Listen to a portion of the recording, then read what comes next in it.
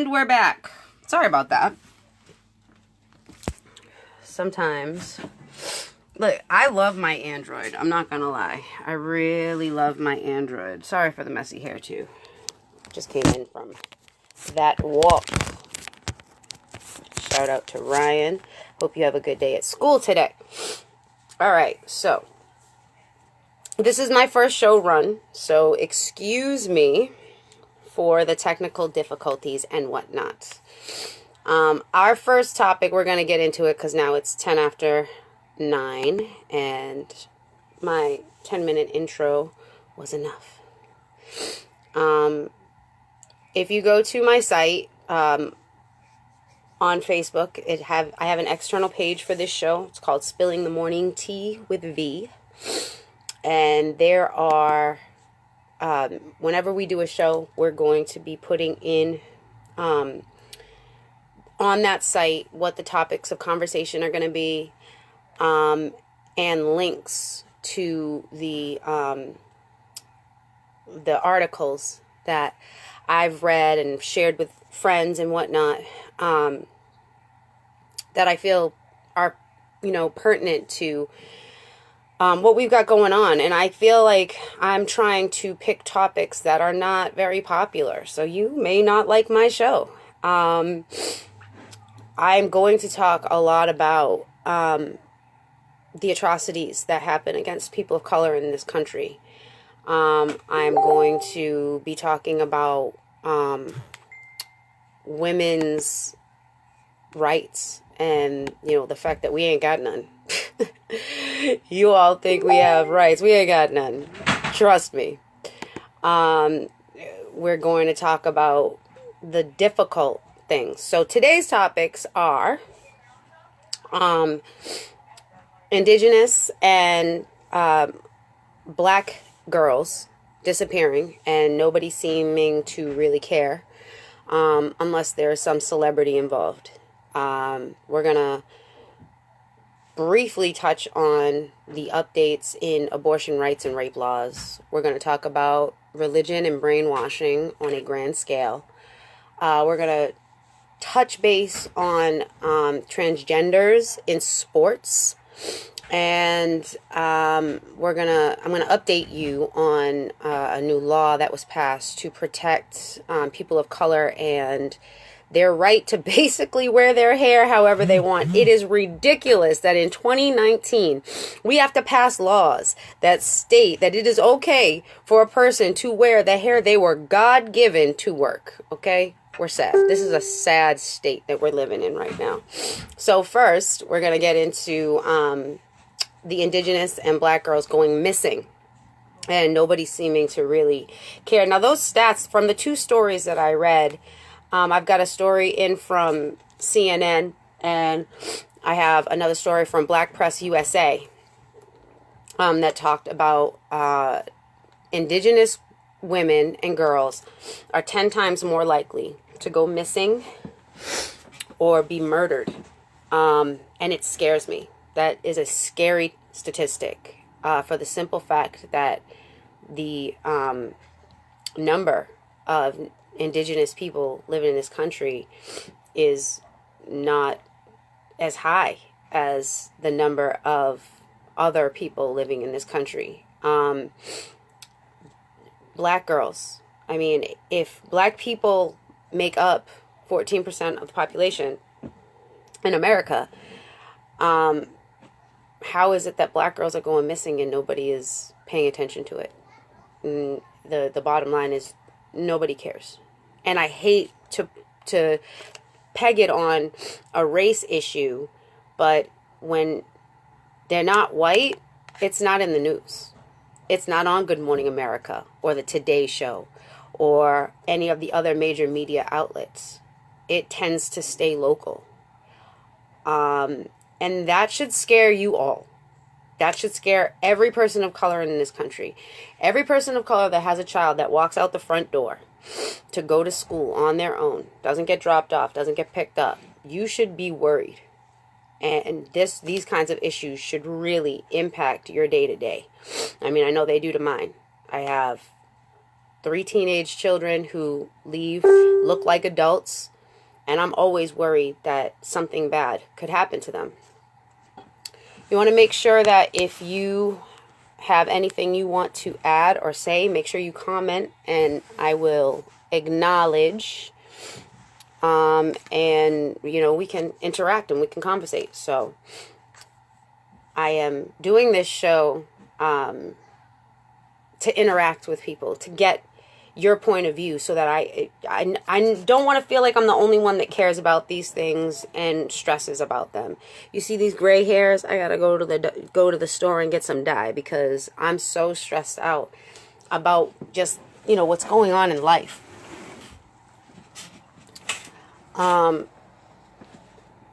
As most of you know, I am a musician. I'm an artist, but that, I think, just helps me view life on a bigger scale. I can see things from different points of view, and I'm not afraid to touch base on the things that matter. We got 3 minutes left on this topic.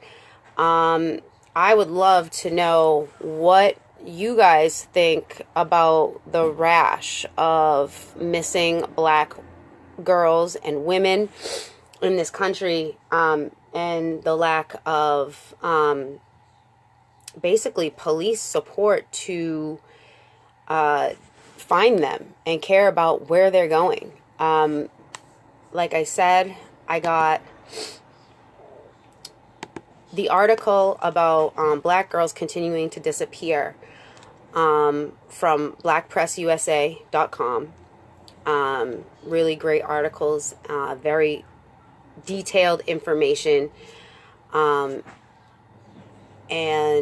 I would like to tell you about just give you throw you a few statistics out, so that you understand the level as to what is going on out here. So recently, the nonprofit Black and Missing Foundation compiled statistics from the FBI, which noted that in 2016 alone, 242,295 individuals of color were reported missing in the United States. That is 36.7% of those girls were under the age of 18. Now, if you think about it, sexploitation and basically they are finding these girls on websites and ads, and they are exploiting their innocence and selling them on the black market. Sex, that phrase, sex sells, people don't understand to the gravity of which sex is selling. Sex is such a high commodity that young girls are kidnapped and abducted every day and forced into the sex trade. It is a horrible life. For those girls who voluntarily go into that line of work, it can be a difficult life for them. Can you imagine being a 11, 12, 13-year-old child being taken off of the streets on your way to school, and the next day you are now a drug-addicted prostitute for 30 old men? It's a horrible fucking lifestyle. The other site that I was on was CNN for my information on the indigenous women that have gone missing. And that wasn't a written story. It was a news story that I listened to. And when I was listening to it, they said that Native American women are 10 times more likely to be murdered in this country. And that should make you pause, and that should make you think. There's a reason for that. Native American women give birth to more Native American people. And if there is a conspiracy to exterminate people of color, how better way to do that than to exterminate the life givers? So that is on CNN News. You can look that. The link is also in the site. So we are moving on to our next topic, which is the Missouri abortion clinic. They managed to get a stay overnight. They're allowing the abortion clinic to remain open.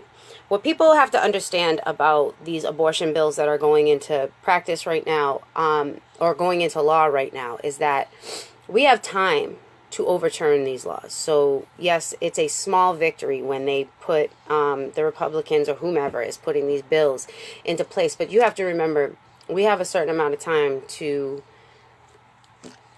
combat these unjust and unconstitutional bills that they're trying to propose. Think about it. We live in a country that tells us that we can believe in any religion that we want. We can practice whatever religion we want. Why on God's green earth are we basing our laws on one religious group's faith practices? This is a huge issue because it is very much unconstitutional. We have a separation of church and state in our Constitution. And how you believe, or what you believe, or when you believe life happens, is your own personal religious viewpoint and should never be put into legislative practice. And for me, I personally do not believe in abortion for myself. I would never presume to tell any other woman what she should or should not do with her body. An abortion is a decision that is made for multiple reasons. And, you know, rape and incest should not be the only two exceptions to that rule. It's not your job, it's not my job, or anybody else's job to police anybody else's poor decision making out here. You want to hack up your body, you want to have 5 abortions and never be able to have any more children again later when you want them, that is your choice. There are consequences to your actions. There are emotional consequences to having abortions. It is a very personal decision to make, and nobody's to be made but the person having to deal with it. I personally view pregnancy as a medical condition until a heartbeat is heard. And that's anywhere from 11 to 14 weeks you can hear the heartbeat. So I think anytime before that, it's fair game. You know, it's your body. You have to do what is best for you in your situation. I think bringing children into this world that you can't be financially responsible for, that you can't be emotionally responsible for, is irresponsible. It is more irresponsible for you to bring children into this world that you are not going to dedicate your lives to than it is for you to make the financial and emotional decision to end it before it gets that far. Like I said in the last topic that we talked about, I fear for my kids' lives every day they leave the house. So this is yet another thing that we have to put on the docket of things that our government is they're just doing too much. We have had lesser abortion laws. Roe versus Wade was decided in 1973. So somewhere along the way, these religious zealots have gone from, Roe versus Wade basically said, you know, incest and rape were the exceptions to the abortion ban. And since then, it seems like we've gotten more conservative. How we go completely free. We're completely, we let anybody do whatever they want. You know, don't tell a man that he can't cut off his penis and become a woman. Don't tell a man that he can't do anything. But you as men, want to tell women what we should and what we can and what we can't do with our own bodies. But then on the other hand, you want to take away things like Planned Parenting and contraceptives so that we can prevent pregnancy in other ways. And then you want to give rapists rights to see these children that you're forcing these women to have. I just don't understand how people are not getting what the government is trying to do to us. Okay? Craziness. Alabama, one of the poorest states in the country, has passed the most restrictive abortion laws. And the argument is that millennials are not having enough babies. Well, millennials are not having enough babies because they can't even afford to feed themselves. They can't even, at the end of their week, when they've worked a hard week, they have no extra money. There's no money to go out and have fun. Never mind, have money for daycare, have money for clothes, for food, for shelter. They're barely taking care of themselves. Millennials are living with their parents longer and longer. And I'm not opposed to that practice. I don't mind my children and I sharing a place to stay as long as it's comfortable. You feel me? But it shouldn't be to the point where it's a necessity. And that's where we've gotten. We've gotten to the point where our kids can't even move out of our houses. They can't even be on their own 2 feet once they go and leave college. If they even go to college. I know a lot of people that aren't even interested in going to college. They don't want to rack up the bill. I understand it. If anybody has anything they'd like to add, I'm waving at people. I'm talking to people.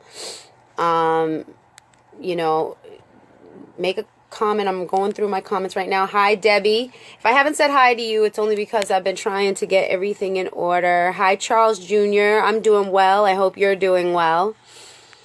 I appreciate everybody tuning back in. I know I had technical difficulties earlier, but we're working on it. We got 2 more minutes on this topic. So if anybody has an opinion and would like to weigh in, I am not anti-pro-lifers. That is not what I am about. I am don't be telling me what I can do with my own damn body. I do not want anybody telling me what I can do with my body. And I don't want anybody telling any other woman what they can do with their body. I'm not with that. So, you can catch the Missouri's last remaining abortion clinic, staying open, on CBS News. I caught that, I believe it was yesterday. It was updated on the 31st, but you can click on that link and watch the interview yourself. It was very informative, gave a lot of good information, but we are on to the next topic. Who is a fan of Killer Mike? Anybody? Any Killer Mike fans out there? I was not familiar with Killer Mike until I started researching Killer Mike myself, because he did a Netflix special and I loved it. He talks about everything that they don't want us talking about and how it affects us. The reason I bring him up is because he thinks that Christianity does black people, and I don't like to say black people because I think all people of color are targets. And I think that it does. Christianity does do people of color more harm than good. And he made a very interesting comment about it. I'm going to repeat it for you so that you get it verbatim. And again, I'm not anti-religion. I'm anti forcing people to believe things that are, I'm sorry, they're just, it's not accurate. And if you don't understand how the world has used religion as a way to brainwash and control the masses, you truly do not understand human nature. He, on his Netflix series, Killer Mike, basically, the last episode, he starts a community and starts his own religion. And not just his own religion, but his own government on his own property. So he's able to do whatever he wants on said property. Killer Mike has said, for his community, it's not good for them. He's on this path to destroy this blonde hair, blue-eyed Jesus, which, if you think about it, doesn't even make sense. Doesn't make sense. There was no blonde hair, blue-eyed Jesus back in the day. He's a Hebrew man. Dark hair, dark eyes. I think that non-people of color do the most to try to make everything about them and their race. And as a person who is multiracial, I also have white in me. I have lived all over the place, from up here in New England all the way down to Mississippi, the Gulf Coast of Mississippi. I have family in Texas. I have family in California. I feel as if me being blessed to be able to be all over the place and to see the similarities and differences in racism in the different places that we go, is very important that you understand that religion is a huge part of keeping Black people submissive and quiet and complacent. I know this because one of the things we're taught in church is to be grateful for what we have, even if we have nothing. I have no doubt in my mind that if there was a God, he would want any of us to be living the way that we're living right now.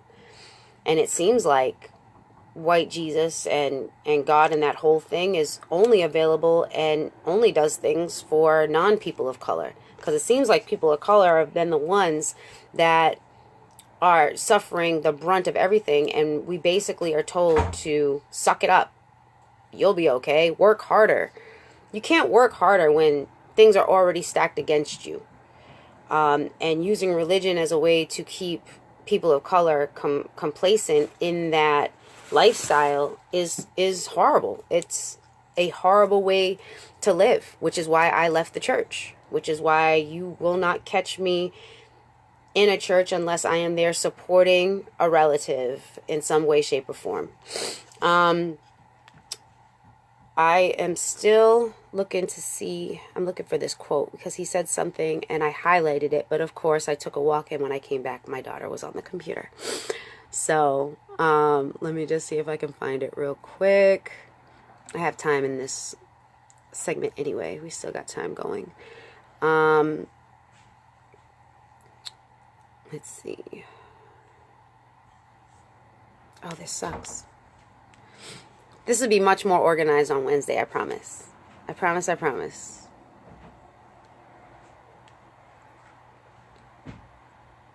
So, okay, on his show, on Killer Mike's show, he starts a church called the Church of Sleep.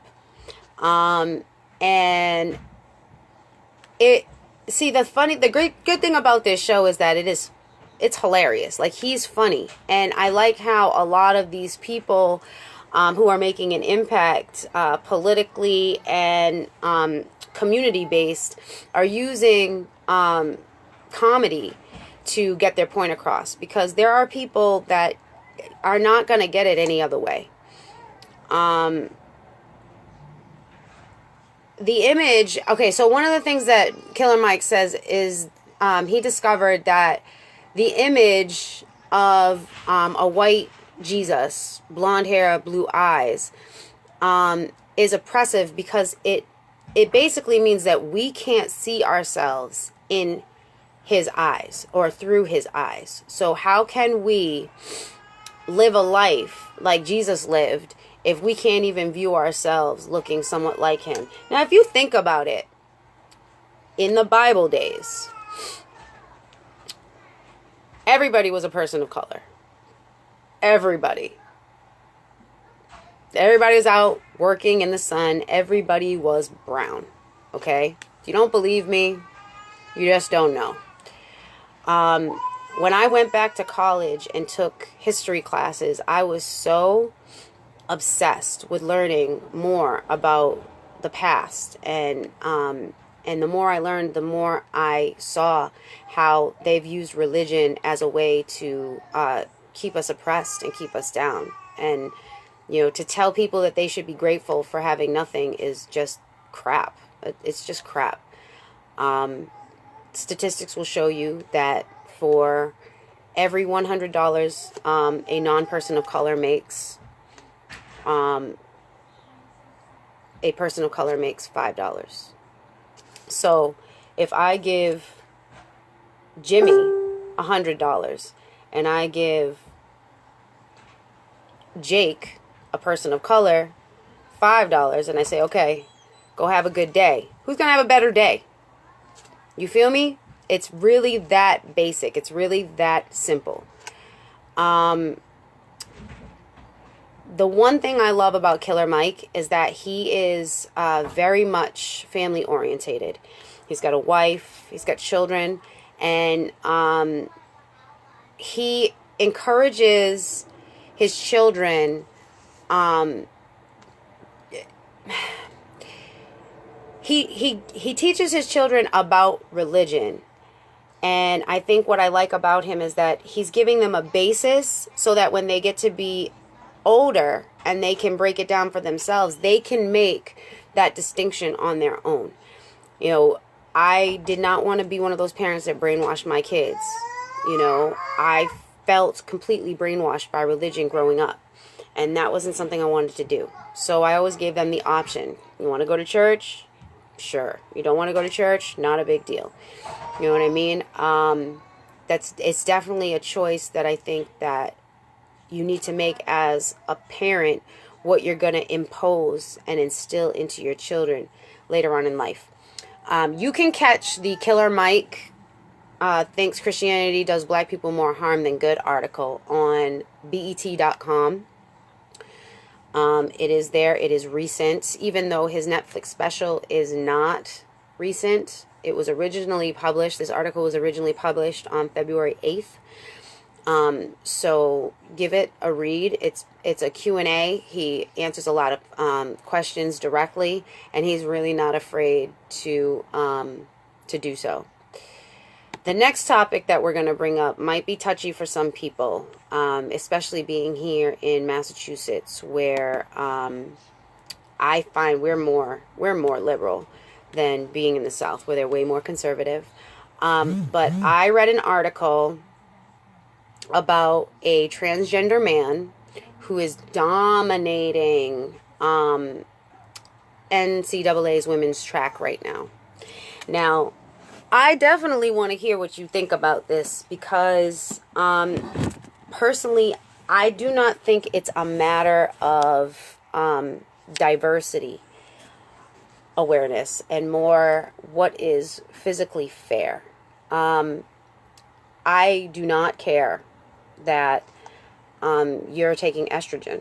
I do not care that you have had surgery to remove or add body parts. None of that has anything to do with me. It's your body, it's your life. You can live it the way you choose to live it. What I have a problem with is people of the transgender community not understanding that you have a natural God-given advantage over a sport that's supposed to be centered around specific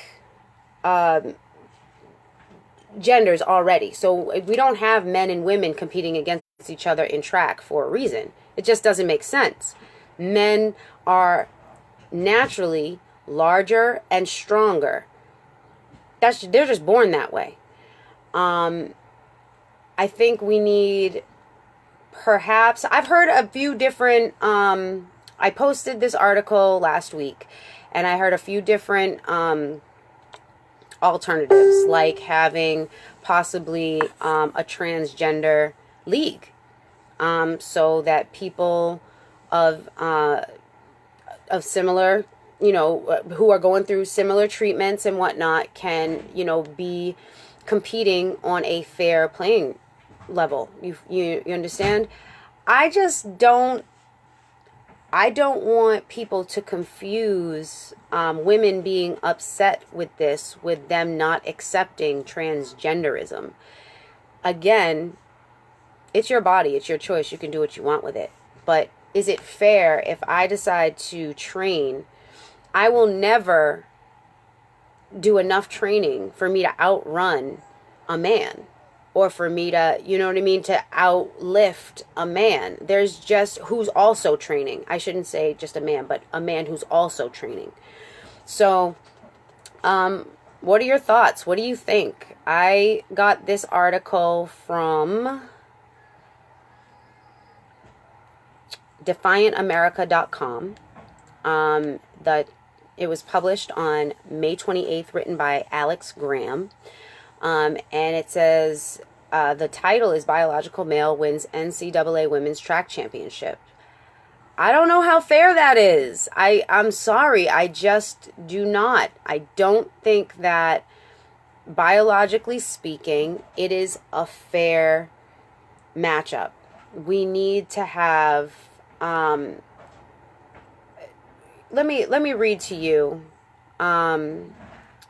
the reason why the NCAA thinks that this is a good idea. The NCAA boasts of its inclusion of transgender student athletes because they believe they are committed to diversity, inclusion, and gender equality among its student athletes, coaches, and administrators. We seek to establish and maintain an inclusive culture that fosters equitable participation for student athletes and career opportunities for coaches and administrators from diverse backgrounds. Basically, they don't want to get sued. They don't want to get sued for discrimination. Because if you think about it and we pull the science out, there's not one court in this country that would give this to a transgender person who would complain about not being able to compete against women. You may feel like a woman. You might identify with women. You might get the surgery to change your gender. You might take hormones. But baby, you are not a woman. You were born what you were born. That's not a choice. You don't get to choose that. That's already predetermined for you. You do get the choice to choose what you'd like to be later on in life. That's your choice. You can do that.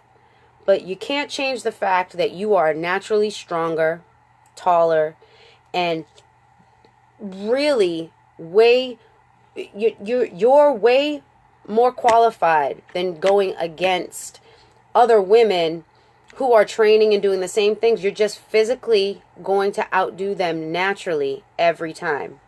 Hey, Keith. Yes. Keith said that this has been a major issue in MMA because when you have transgender people competing and fighting professionally, it's not like taking estrogen makes you weaker. You understand? It's not like they're... I don't know this, and I should actually do a little bit more research. But I'm wondering if there's something that blocks testosterone.